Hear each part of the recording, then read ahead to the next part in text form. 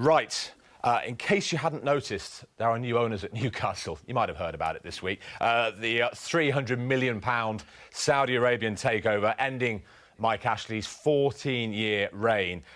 What a couple of days it's been, those absolute scenes outside St James's Park the other night.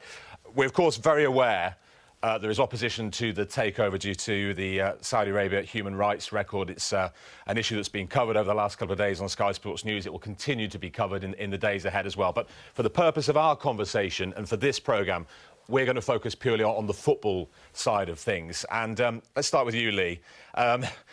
Could you understand the reaction of the fans, the scenes we saw on Thursday night outside the ground? Well, yeah, totally. I mean, Newcastle are known for their fans and obviously the stature of the club, really, if you like. But you just think that this could be a massive... Well, it is going to be a massive turning point for Newcastle and to see the delight and to see what's looking like it's going to be in store for that football club, wow.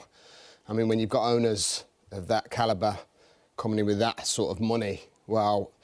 You know, I'm seeing all sorts of Mbappe and everyone being linked to the club, which is unbelievable. But who knows, you know? I mean, I just think that for a club of that support, I just feel that, you know, it's great to see, for obvious reasons, for them fans. But my big question mark is obviously Steve Bruce, which I just feel that I just feel like he should be given half a squeak at it because there's new owners in there. I know it's not going to happen, but...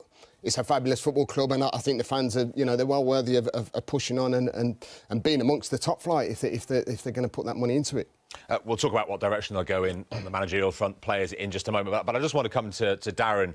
I wonder what the former Sunderland striker on the panel makes of it all. Pleased to see Newcastle become the richest club in the world, Darren?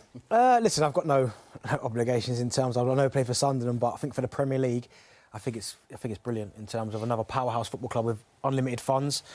And it's going to be interesting to see what they do. I mean, you look at what's happened before in terms of the way it shaped. I know Chelsea, I think they'd finished fourth the season before Abramovich took over, so they were on the cusp.